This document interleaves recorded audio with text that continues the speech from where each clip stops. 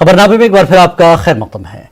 BJP के कौमी general secretary तरुण चुग ने कहा कि पीओके में बहुत जल्द हिंदुस्तानी परचम लहराया जाएगा। चुग ने कहा कि डीडीसी इंतखाबात अब्दुल्ला और मुफ्ती खानदान के लिए विदाई पार्टी थी, अब पूरे कश्मीर में कमल खिलेगा। तरुण ने इन इल्जामात की तरदीद की है कि जिसमें उमर अब्दुल्ला ने कहा कि उनकी पार्टी के डीडीसी कामयाब उम्मीदवारों को अपनी पार्टी या बीजेपी में शामिल होने के लिए दबाव बनाया जा रहा है।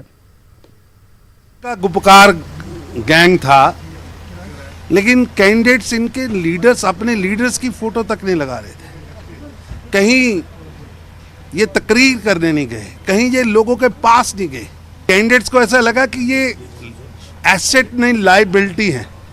यहाँ तक ड्रामे किए गए कि अंदर से चुटकने की लगाकर जोर जोर से दरवाजे खटखटाए जा रहे हैं कि हमें जाने नहीं दिया जा रहा। सच तो यह है कि आपको बुला कोई नहीं रहा था, आपको सुनना कोई नहीं चाह रहा था। आज आप बयान कर रहे हैं कि हमारे कैंडिडेट हमें छोड़ के जा रहे हैं। अरे आप बताइए कि जिन कैंडिडेट्स ने आपकी फोटो नहीं लगाई, ये गुपकार जो गैंग है, डीडीसी का परिणाम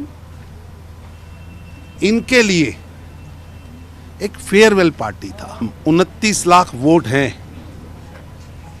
18 लाख लोगों ने आपको वोट नहीं किया। 3 पीढ़ियों से आप राज कर रहे हो। क्या कारण है कि आपके बायकाट के बाद भी लोग वोट करने के लिए निकले? अब बात होगी कश्मीर की इंच इंच भूमि कश्मीर के साथ जोड़ने के लिए।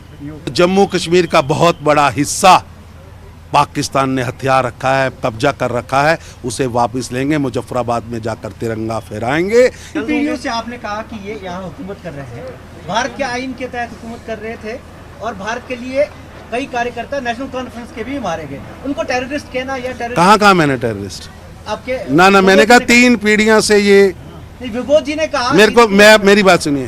3 पीढ़ियों से वो रूल कर रहे थे, लेकिन अब जनता उनके चेहरे से, उनके व्यक्तित्व से नाराज है। जनता इन चेहरों से घृणा करती है, जिन चेहरों से यहाँ के विकास को रोकने की बदबू आती है।